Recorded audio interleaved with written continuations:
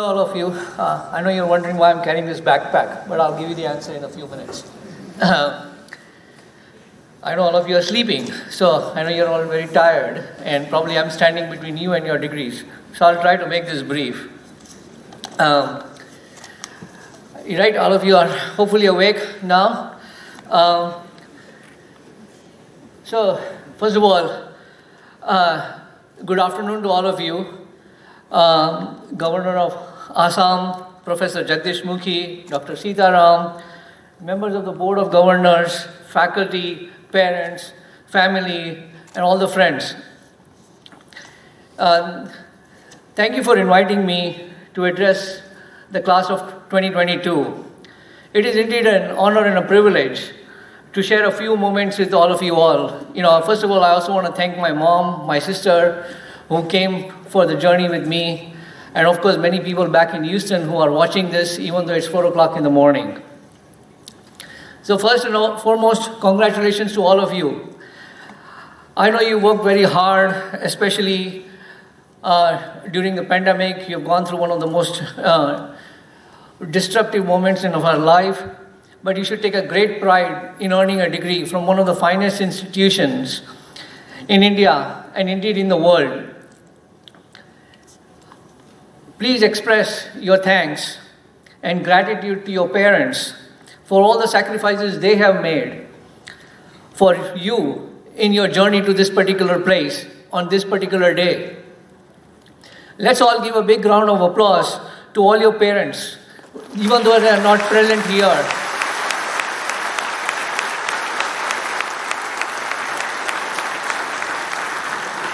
And to all the parents who are not present here, and to all those who could not make it here today. Let me tell you a little bit about my journey and the 3 things that I have learned along the way that I want to share with you today. I was born in Bombay to a family of very modest means. My parents couldn't afford the education that they wanted, but they definitely wanted us to have the best education they could afford. So they scrimped and saved everything when I requested them that I would like to go to America and go for studies. I was only 17 when I arrived in America and did not know a single soul. This was before the internet era. The only way to communicate was to call an operator and to talk to them. I knew very little about the culture. I had no idea what I was stepping into. I didn't know anything about what the baseball was, what McDonald's was, what football was, or many aspects of the American culture. To give you an idea of my naivety, on the first day of campus, I was given a map and to go and find a building to get my student ID. That building was about 30 minutes away from where I was staying. But I didn't know how to read a map, that paper map. I was feeling hungry, frustrated, asking many people how to go from point A to point B. And finally, an Indian student who was kind enough, who saw me, realized that I needed help, offered his time, and took me to a cafeteria so that I could eat after 48 hours of landing in America, and finally showed me how to get my student ID. That just tells you one of the simpler, from the day one, the challenges I faced when I went to America for my education. I had very little money, therefore I worked all my way through school to earn my degree. I was working at the UFH Computing Center, and that's how I struggled both academically and financially during my entire student life. Fast forward to my senior year, where as a computer science student, I worked on a project. That project gave me an idea for starting a company. I had very little savings, probably less than $10. And at that point in time, the entrepreneurial culture was not there. Nobody even knew what it meant to start a company. I had to figure out all the things that it required to start the paperwork, even to go and register a company and get the company started. There was no VC. There was nobody who was going to give me any money.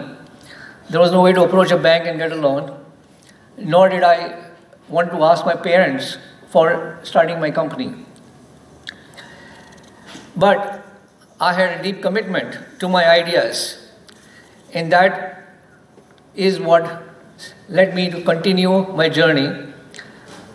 I worked hard, a lot of grit, and good fortune. I eventually built the company into a global enterprise with dozens of employees and offices around the world. After 10 years, I sold the company for more money than I could have ever imagined. At this point, my financial concerns evaporated. I could have lived a life of leisure for the rest of my days. So now you are at this pivotal moment. The question is, what do you do next? Now, the two things that drove me forward. The first, I really loved the idea of creating new things. That was, I thought, my forte. It was never, the first company was never about the money. The first company was all about creating new things. And I loved working with passionate people and making a difference in the lives of the customers. Second, I wanted to prove to myself that the first one was not just a stroke of luck. I really wanted to know, do I have the skills? Or it was just a fluke. After the first company, I started my second company. I could have failed. I invested my own capital, energy, time, but I was very fortunate that I went on to start 3 additional companies, each one from beginning, from scratch, with a single dollar of outside funding. Each was built on a new idea, a new team, a new business plan, based on my vision, based on my creativity, understanding of the markets, and customer feedback. All of these companies were acquired by industry giants: Platinum Technology, HP, Veritas, Brocade. In baseball terminology, I had scored 4 out of 4, giving me a sense of achievement, happiness, and joy far beyond my wildest expectations. So again, I was at a pivotal moment in my life. What do you do next? I could have started another company. I had enough ideas. I had capital of my own to start more companies. But at some point, I decided that that is not what I wanted to do, and I wanted to find a new way to build and pivot and change my life. I had a burning desire to make a difference in the world. The idea of change is very frightening. I can tell you, you will find that in your life, that those are the times when you are giving up your entire DNA, everything that you've learned, your identity, your network, your friends, your status. You have to completely change your daily routine, no longer going to offices, but thinking of new things to do. These are not easy changes and transitions in life. But I was dedicated to making a difference in the world. I had already decided to start a charitable organization called the Mehta Family Foundation. Here, I guess we call it as a trust or a charity, to help the society in the general areas of education and healthcare. Over the years, the foundation has funded over 100 different non-profits or NGOs.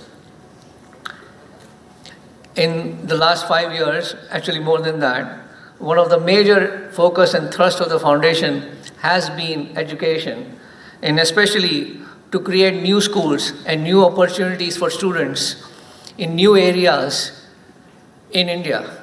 And as a result, we have funded 5 different IITs, to 5 different schools at 5 different and many different IITs. So we've created the School of Bioscience at IIT Madras, School of Center for Engineering and Medicine at IIT Kanpur, the School of Data Science and AI at IIT Roorkee, and 2 schools here at IIT Guwahati, School of Data Science and the School of Health Science and Technology. And especially why Northeast? Even though I lived in India, I have always been very passionate about Northeast. I believe that Northeast has been neglected, and I really wanted to do things for the people over here. One of the things I believe in is that education brings about economic prosperity. And I think you are the future. You are the people who are going to change the future of this Northeast region. And I really wanted to make a difference in the Northeast area of India. And that is why we funded IIT Guwahati. You know, my journey has been full of ups and downs and many pivots in life. And I'm sure yours will continue throughout your life also. You know, you've overcome a formidable challenge of the pandemic, and that is that is not an easy task. Many of you have lost 2 years of your life from enjoying the campus here, missing in-person learning and socializing with your fellow students, while many others have completely missed the on-campus experience. I hope that, but in the meantime, while you have lost some of those things, what you have achieved is a tremendous resilience. And I think that will take you a long journey in your life. From my experience, I would like to share 3 things that I believe have benefited in my journey. Number 1 is the courage to define your own success. Second one is developing yourself as a whole person. And third is being a lifelong learner. Let me expand on these 3 examples. One is courage to define your own success. So imagine that you are attending a classroom reunion 10 years from now, or your alumni meet, and you come to IIT Guwahati. I'm sure the first question you will get asked by your classmates is, what have you been up to? Will you feel proud of what you have accomplished? Will you have the courage to tell them about your journey? Will you make some excuses and sugarcoat your journey? Will you have the satisfaction that you followed your own path and be true to yourself? Or will you have disappointment because you followed the path of least resistance and did what others in the society expected of you? We live in a world with tremendous pressure to make money and grab the spotlight. Everywhere we turn, from Facebook and Instagram to TV, from Bollywood, we are bombarded with messages of the rich and the famous and the luxurious lifestyles that afford them. I'm not here to tell you that the fame and fortune are necessarily bad things. What I'm saying is that money and recognition should not be the only measure of success, and they are no guarantee of happiness. It is also important to understand your duty and obligations to your parents, family, and others in the society, but you must choose your own path in fulfilling those responsibilities and maximizing your own potential. I would like to tell you a little bit about my story and how I have defined success throughout my life.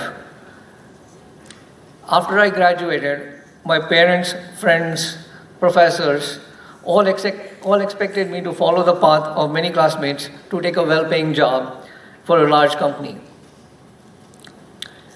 When I told them that instead of taking a job, I wanted to focus on converting my idea into a reality of my senior class project, Everybody laughed at me.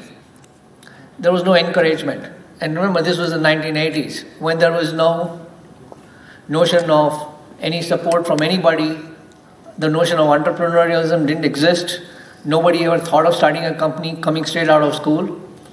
Like I said, everybody laughed at me saying that you have no experience, no money, no ability to start a company, no experience. Why would you want to do that? It's foolish. Okay. And I listened to them. I knew they all meant well. But I was determined to find my own path. And that's the reason why I started my own company. I was not going to be happy working for a large company or even a small one. My definition of success was to, again, like I said earlier, to create new products and bring them to market. There were many struggles along the way. Just to give you an example of how I was determined on my path that I had chosen. I had only earned $2,500 the first year. That is less than what a janitor makes, less than $7 a day. I couldn't even afford the pizza based on that earnings of my first year. Many would have given up, folded their hands, and walked away. That wasn't me. I wasn't worried about what others thought.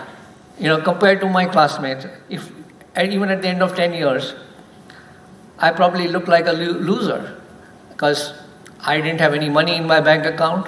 I didn't own a home. I didn't have a car. I was driving an old car.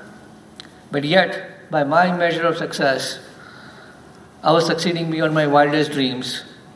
I was running a thriving company with offices worldwide and a global customer base.